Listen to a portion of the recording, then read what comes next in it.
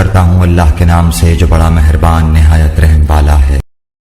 حضرت عائشہ رضی اللہ تعالیٰ عنہا نے بتلایا کہ میں اور نبی کریم صلی اللہ علیہ وسلم ایک ہی برتن میں غسل کیا کرتے تھے۔ اس برتن کو فرق کہا جاتا تھا۔ صحیح بخاری حدیث نمبر 250۔ ابو سلمہ اور حضرت عائشہ رضی اللہ تعالیٰ عنہا کے بھائی حضرت عائشہ رضی اللہ تعالیٰ عنہا کی خدمت میں گئے۔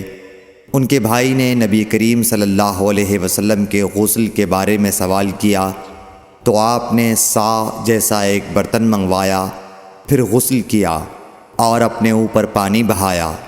اس وقت ہمارے درمیان اور ان کے درمیان پردہ حائل تھا۔ صحیح بخاری حدیث نمبر 251۔ ابو جعفر محمد باقر نے بیان کیا کہ وہ اور ان کے والد جناب زین العابدین جابر بن عبداللہ کے پاس تھے اور کچھ اور لوگ بھی بیٹھے ہوئے تھے۔ ان لوگوں نے آپ سے غسل کے بارے میں پوچھا تو آپ نے فرمایا کہ 1 سا کافی ہے۔ اس پر ایک شخص بولا، یہ مجھے تو کافی نہ ہوگا۔ حضرت جابر رضی اللہ تعالیٰ عنہ نے فرمایا کہ یہ ان کے لیے کافی ہوتا تھا جن کے بال تم سے زیادہ تھے اور جو تم سے بہتر تھے، یعنی رسول اللہ صلی اللہ علیہ وسلم۔ پھر حضرت جابر رضی اللہ تعالیٰ عنہ نے صرف ایک کپڑا پہن کر ہمیں نماز پڑھائی۔ صحیح بخاری حدیث نمبر 252۔